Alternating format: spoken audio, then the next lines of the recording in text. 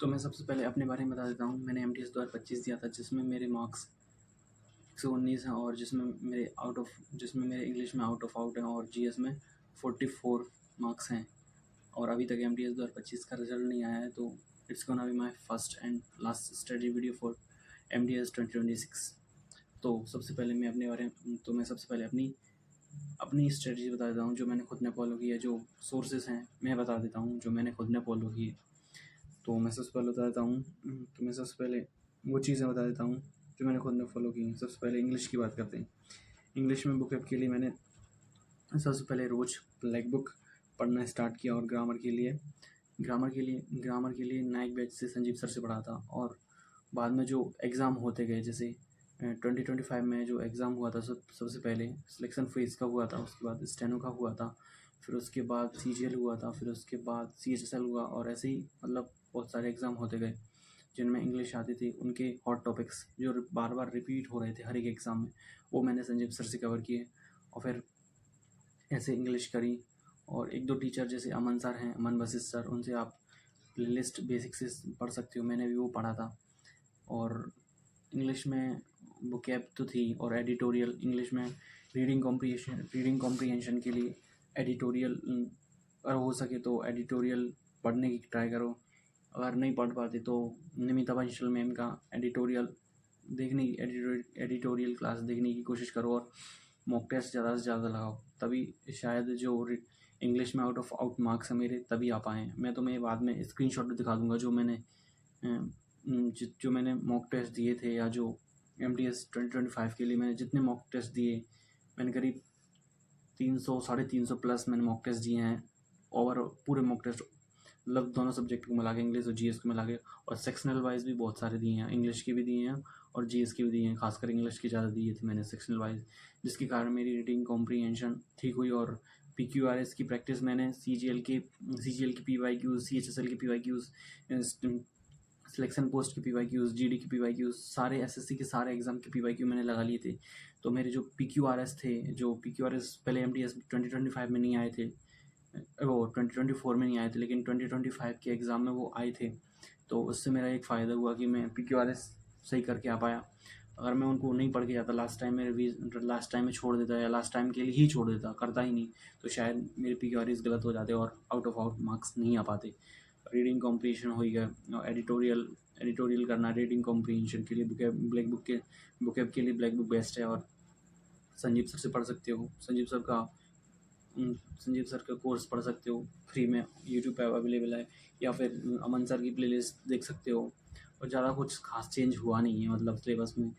जैसे जो वो बैच खरीदने की कोशिश करो कि बैच खरीदना है, बैच से ही पढ़ना है, भाई बिल्कुल मैं नहीं कह रहा कि बैच खरीदना बेकार है, लेकिन बैच तब खरीदो जब तुम एक प्रॉपर डायरेक्शन में चाहते हो, या फिर अगर तुम्हारे पास पैसे हैं तो तुम खरीद सकते हो, क्योंकि एक प्रॉपर डायरेक्शन, डेली रूटीन, और एक तुम डिसिप्लिन के साथ अपनी पढ़ाई कर सकते हो। लेकिन अगर तुम्हारे पास पैसे अवेलेबल है नहीं, या फिर थोड़ी बहुत कमी चल रही है, तो यूट्यूब पे अवेलेबल है और बिल्कुल सिस्टमेटिक वे में है। नाइक बैच से संजीव सर से पढ़ सकते हो, अमन वशिष्ठ सर से पढ़ सकते हो, और भी कई टीचर हैं जो जैसे रानी मैम है, नीतू मैम का तो मैंने नहीं पढ़ा, रानी मैम का पढ़ा है मैंने, तो उनसे पढ़ सकते हो। रानी मैम से ज़्यादा नहीं पढ़ा, लेकिन हॉट टॉपिक्स पढ़े हैं उनसे भी मैंने। बस 3 टीचर को मैंने इंग्लिश के लिए खासकर फॉलो किया, संजीव सर और अमन वशिष्ठ सर, दोनों स्पेशल थे।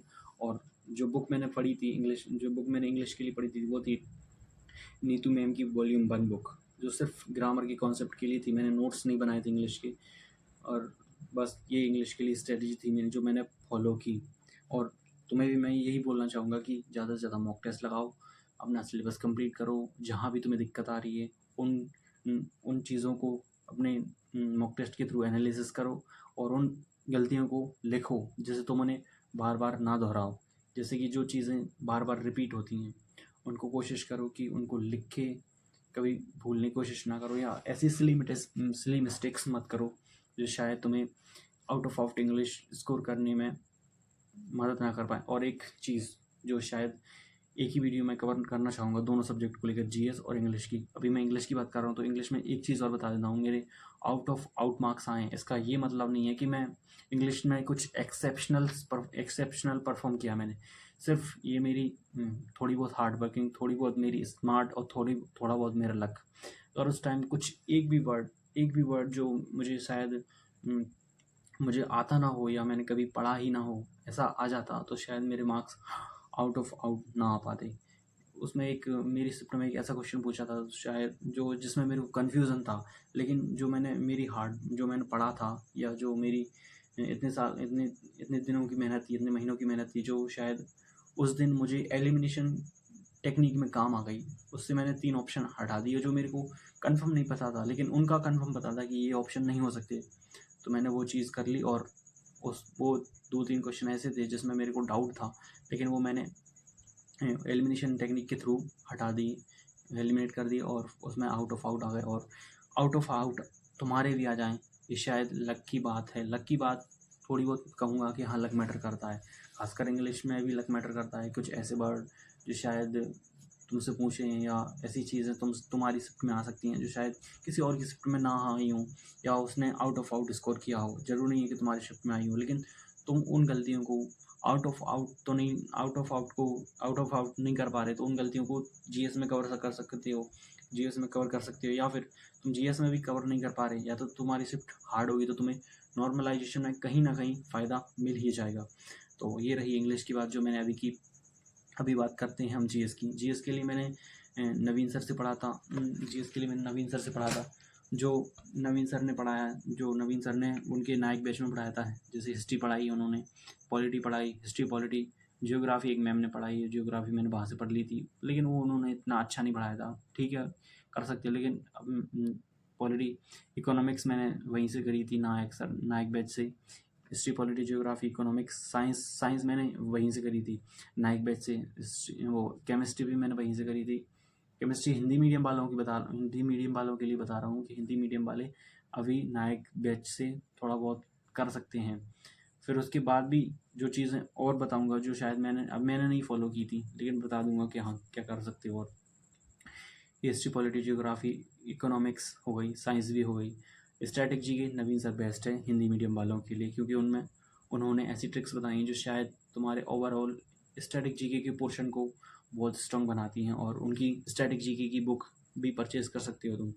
और नवीन सर की एक बुक है जीएस सुधा, उसे भी परचेज़ कर सकते हो। लेकिन अब मैं ये बोलना चाहूँगा, खासकर जिन्होंने नोट्स नहीं बनाए या जो अब जीएस सुधा भी खरीद सकते हो, जिनके पास है वेल एंड गुड, लेकिन जिनके पास नहीं है तो मैं उनसे यही बोलना चाहूँगा कि या तो तुम नवीन सर से भी पढ़ सकते हो ठीक ठाक अच्छी, मतलब थोड़ा बहुत डीप नॉलेज लेना है, या फिर तुम्हें और अच्छे तरीके से समझ के पढ़ना है तो तुम नवीन सर से समझ सकते हो। लेकिन अब एक और ऑप्शन जो जीएस के लिए अभी है वो है परमार सर से। इंग्लिश मीडियम वाले बच्चों के लिए तो वो ठीक है, लेकिन हिंदी मीडियम वालों के लिए थोड़ी दिक्कत आती है, लेकिन उतनी ज़्यादा नहीं, क्योंकि अब वो रिलेवेंट पढ़ा रहे हैं, वो अपडेटेड कंटेंट है उनका। तो उनकी बुक परमार एस फैडमैन मैं कहूँगा 100 हर एक एस्पिरेंट को लेनी चाहिए, क्योंकि उन्होंने इतना ज़्यादा कंटेंट दिया है, या फिर अपडेटेड कंटेंट दिया है उन्होंने, जिससे हमारे PYQ सारे कंप्लीट हो जाएंगे। जितने भी एग्ज़ाम्स में अभी नए क्वेश्चन आए वो कंप्लीट हो जाएंगे। और उसे ही प्रैक्टिस करूँगा। मैं बोलूँगा कि यही चीज़ें फॉलो करनी है, ना ज़्यादा चीज़ों में उलझने की ज़रूरत है, ना कुछ करने की ज़रूरत है। सिर्फ यही चीज़ मैं बोलूँगा। सिर्फ तीन बुक के बारे में मैं बता देता हूँ। एक फैडमैन ले सकते हो, फैडमैन अभी के हिसाब से हिंदी मीडियम वाले भी ले सकते हैं, इंग्लिश मीडियम वाले के लिए तो बेस्ट है ही। और जीएस सुधा भी ले सकते हो अगर तुम लोगों ने पहले से ही कंप्लीट कर रखा हो नवीन सर से, तो जीएस सुधार ले सकते हो। तुम्हारा रिवीजन उसके हिसाब से उसके अकॉर्डिंग बेस्ट रहेगा। फिर फैडमैन लेने की ज़रूरत इतनी शायद ज़्यादा नहीं पड़ेगी, लेकिन एक बार पी वाई क्यू से गो थ्रू ज़रूर कर लेना 2025 के। और इंग्लिश के लिए वो मैंने बेस्ट बता ही दी थी। या तो फिर हाँ, संजीव सर की बुक ले सकते हो, मैंने शायद अभी तक मैंने देखी नहीं है, जो अभी मार्केट में आई ही नहीं, वो ले सकते हो। या फिर जो अमन वशिष्ठ सर की भी आई है वो ले सकते हो, लेकिन शायद मेरे हिसाब से नीतू मैम की भी बुक रही बेस्ट रहेगी, और संजीव सर की भी बेस्ट रहेगी, क्योंकि उन्होंने जितना पढ़ाया है ठीक है, सफिशिएंट है, और खासकर उतना ज़्यादा जाता नहीं है। पढ़ते तो सब उन्हीं टीचरों से है, लेकिन सिलेक्शन उसका होता है जो उन सभी चीज़ों को याद रख सके, उन सभी चीज़ों को ज़रूरत पड़ने पर अप्लाई कर सके। एग्जीक्यूशन बहुत कम लोग करते हैं, प्लानिंग सब करते हैं कि हाँ ऐसे ऐसे करना। अभी मैं 3 सिंपल चीज़ बता दी कि फैडमैन पढ़नी है, नीतू मैम की ग्रामर की बुक पढ़नी है और ब्लैक बुक पढ़नी है, सिर्फ 3 चीज़। अब 3 चीज़ों को लग रहा है सिंपल है, लेकिन जब तुम उन्हीं चीज़ों को बार-बार करोगे, लेकिन करने में ही बोर हो जाओगे और फिर नहीं करोगे, या फिर तुम्हें फोमो होगा कि हाँ, मैंने तो ये चीज़ पढ़ी नहीं। फोमो कुछ हद तक ठीक होता है।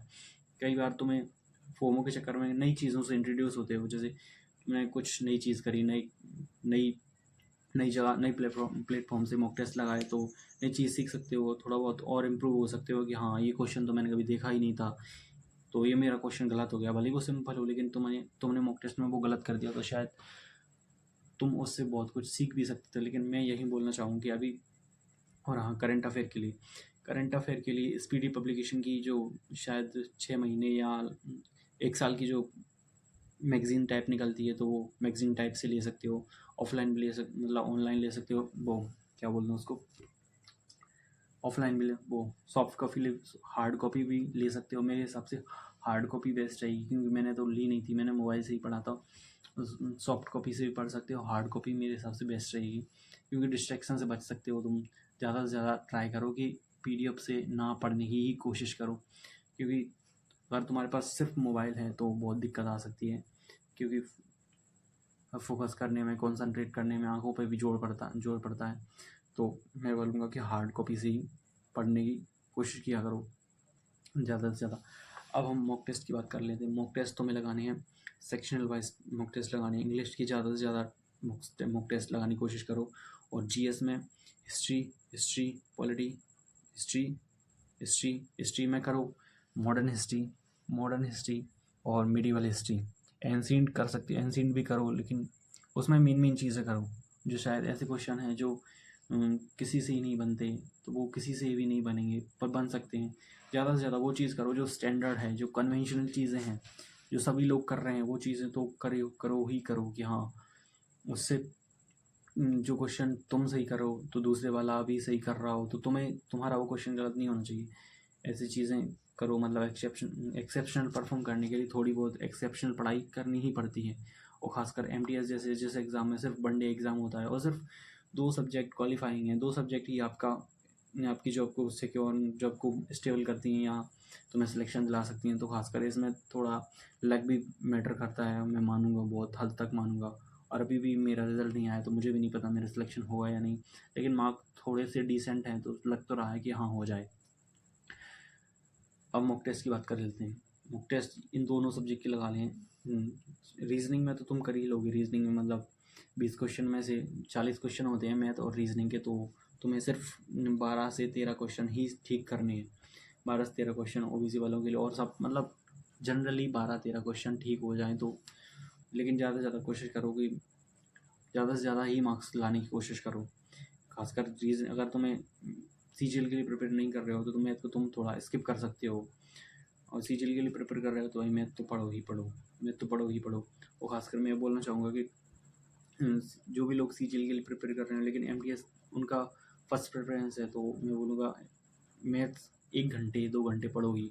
मैंने शुरुआत में मैथ पढ़ता था मैं, लेकिन उसके बाद मैंने थोड़ी मैथ छोड़ दी, लेकिन अब मेरे मार्क्स जब से डिसेंट आए ना, तो मैं कॉम्प्लेसेंट हो गया हूँ, मैं मैथ ही नहीं पढ़ रहा। तो हम मेन टॉपिक से भटक रहे हैं, बात कर लेते हैं मॉक टेस्ट की। तो मैंने बहुत सारे मॉक टेस्ट दिए, तो मेरे मार्क्स ऐसे ही इम्प्रूव हुए। मैं शायद ज़्यादा तो नहीं बोल रहा कि कुछ एग्जैजरेट कर रहा हूँ मेरी परफॉर्मेंस को, मेरे मार्क्स को लेकर। जो मैंने रियलिटी में मैंने फेस की, वही चीज़ें मैं बता रहा हूँ। मैं कई बंदों के ब्लॉग्स भी दिखता था, जिनके मार्क्स 115, जिनके मार्क्स 115, 110, 15 आते ही आते थे। वो लोग बताते थे कि हाँ, मेरे मॉक टेस्ट में 115 मार्क्स आ रहे हैं, 110 मार्क्स आ रहे हैं, पीवाईक्यूज़ में आते थे। मेरे कभी 90 से 100 और 105, इससे हाईएस्ट कभी नहीं गए। हाँ, कुछ मॉक टेस्ट जैसे परमार सर ने डाले थे 2025 के एग्ज़ाम के लिए कुछ मॉक टेस्ट, और उसमें मेरे मार्क्स 128, 114, 105 ऐसे मार्क्स आ जाते थे। लेकिन उसमें भी डिसेंट था, मेरा परसेंटेज ठीक ठाक था। परसेंटेज 90%, 92, 95% ऐसा कुछ आ जाता था। 85% भी डिसेंट है। तो मॉक टेस्ट के थ्रू तुम्हें जज नहीं करना खुद को सिलेक्शन हुआ या नहीं। मॉक टेस्ट में ज़्यादा से ज़्यादा कोशिश करो कि 90 प्लस ही मार्क्स लाने की कोशिश करो, और ख़ासकर इंग्लिश में decent out of out of out लाने की कोशिश करो। जहाँ गलती हो रही है उनको रिपीट मत करो, उनको लिखो, एनालाइज करो और उनको सुधारो। और जीएस में रिवीजन करो, सिर्फ रिवीजन। सबसे पहले कि सिलेबस कंप्लीट करो। अगर तुम्हारा सिलेबस कंप्लीट नहीं है तो सिलेबस कंप्लीट करो, इंग्लिश का कंप्लीट करो और रीजन जीएस का कंप्लीट करो। खासकर मैं बोलूँगा जीएस को थोड़ा ज़्यादा समय दो। फिर उसके बाद इंग्लिश में तुम्हें सिर्फ प्रैक्टिस करनी है। एक बार सिलेबस कंप्लीट हुआ तो सिर्फ तुम्हें उसमें प्रैक्टिस करनी है, थोड़ा बहुत रिवीजन करना है और जीएस पे ज़्यादा ध्यान देना है। जीएस में भी स्टैटिक जीके को ज़्यादा प्रायोरिटी देनी है। स्टैटिक जीके के बाद हिस्ट्री को दे सकते हो, हिस्ट्री देनी है। हिस्ट्री में भी मिडिवल और मॉडर्न। और फिर उसके बाद पॉलिटी में देना ही है तुम्हें। पॉलिटी में आर्टिकल्स, अमेंडमेंट्स, ये सारी चीज़ों में देना है। और पॉलिटी ज्योग्राफी में जो ऐसे टर्म्स हैं जैसे नदियाँ हैं, बांध हैं, ऐसी चीज़ों में ज़्यादा ध्यान देना है। और इकोनॉमिक्स में जो बेसिक टर्म्स होते हैं, जो शायद और किसी के बाद कॉमर्स रही होगी तो कॉमर्स वाला बंदा, मेरे पास कॉमर्स से थोड़ा बहुत एडवांटेज मेरे को कहीं ना कहीं मिला। शायद उसमें एक क्वेश्चन या 2 क्वेश्चन ही बाई चांस आते हैं तो ज़्यादा एडवांटेज कहाँ ही मिलता है। थोड़ा बहुत एडवांटेज मिल जाता है, लेकिन साइंस वालों को साइंस का मिल जाएगा। तो साइंस में भी फिजिक्स, केमिस्ट्री, जो बेसिक साइंस होती है वो कंप्लीट करनी है। क्या पता तुम्हारी सिर्फ में क्या फंसेगा, क्या आएगा, लग भी मैटर करता है। तो मैं यही बोलना चाहूँगा कि सबसे पहले अपना सिलेबस कंप्लीट करो। मैंने बताया है जहाँ से कर लो, परमार सर से जीएस कर लो, परमार सर से कर सकते हो, या फिर नायक बैच जो RW वालों ने बताया वहाँ से कर सकते हो। और मेरे हिसाब से और भी कई टीचर होंगे जिनके बारे में मेरे को नहीं पता, लेकिन जो खासकर तो तुम एक चीज़, हाँ, जो तुम सीरियस एस्पिरेंट हो और इस धंधे में, इस चीज़ में तुम आ रहे हो, जैसे कि वो एक पॉपुलर अड्डा करके कुछ चैनल है, उस चैनल पे भाई प्लीज़ मत जाना भाई। जाना, मैं पर्सनली बता रहा हूँ कि मैंने एक साल, जब मैंने 2024 का एग्ज़ाम दिया था तो उस टाइम मैं सीरियस नहीं था अपने एग्ज़ाम को लेकर। तो मैंने उस टाइम एग्ज़ाम दिया था तो ऐसे ही मैं सर्च किया, मैंने SSC MDS के लिए प्रिपरेशन के लिए मैंने उनकी वीडियो देखी। तो मेरे को SSC के बारे में कुछ ज़्यादा ख़ास पता नहीं था, मैंने 12th ही की थी। तो मैंने उनकी जो उनका लेक्चर चल रहा था उसमें चला गया बीच में। उन्होंने बताया कि हमारे लेक्चर्स आएंगे। मैं रोज़ देखता उनको, लेकिन सबसे पहले सिलेबस, बेसिक चीज़ से सिलेबस कंप्लीट करो। जहाँ से तुम्हें बेसिक मिलेगा वहाँ से तुम डायरेक्ट MCQ वाले क्वेश्चन की क्लास में कैसे पहुँच सकते हो। तुम यूट्यूब से देख के कैसे सिलेक्शन ले सकते हो भाई? यूट्यूब से देख के ले सकते हो, लेकिन यूट्यूब की MCQ की क्लासेस के थ्रू तुम नहीं ले सकते भाई, बिल्कुल भी नहीं। जब तक तुम्हें डीप नॉलेज नहीं होगी जीएस की, डीप नॉलेज इंग्लिश की नहीं होगी। और इंग्लिश की जो आजकल वही पॉपुलर चैनल जो मैंने बताया, उसमें कितनी लोगों को कितना बेवकूफ़ बनाते हैं भाई। स्टूडेंट मान भी जाते हैं भाई, कमेंट सेक्शन में जाकर देखना, ये सर वो सर, कितनी रिस्पेक्ट करते हैं। लेकिन उनको 1 साल बाद, 1.5 साल बाद, 2 साल बाद समझ अपने आप आ जाएगी। सिलेक्शन नहीं, मैं नहीं कह रहा कि नहीं होते होंगे उनके भी, लेकिन मेरे को तो जेन्युइनली नहीं लगता कि भाई होते होंगे उनके सिलेक्शन। वो सिर्फ मिसगाइड करते रहते हैं बच्चों को, उनका बिजनेस चला रहे हैं वो। पर्सनली जो बेनिफिट बच्चों को देना चाहिए था वो नहीं दे रहे हैं। उनको सही तरीके से गाइड नहीं कर रहे कि हाँ कोर्स बेचो, अच्छी बात है, लेकिन उनको सही तरीके से गाइड तो करो, सही चीज़ प्रोवाइड तो करो कि हाँ उनका एग्ज़ाम निकले। भले तुम फीस थोड़ी बहुत ज़्यादा ले लो, लेकिन ये तो करो कि उनका एग्ज़ाम निकल ही जाए। लेकिन कर ही कहाँ रहे हैं। तो मैं बता रहा हूँ कि वही चीज़ करनी है जो मैंने बताया। SSC के लिए, SSC MDS के लिए GS परमार सर से पढ़ सकते हो, नवीन सर से पढ़ सकते हो। और भी अगर और तुम्हारे फेवरेट टीचर हैं कोई और, तो उनसे भी प्रायोरिटी दे सकते हो। लेकिन जो मैंने बताया वो तुम मेरे हिसाब से कर सकते हो।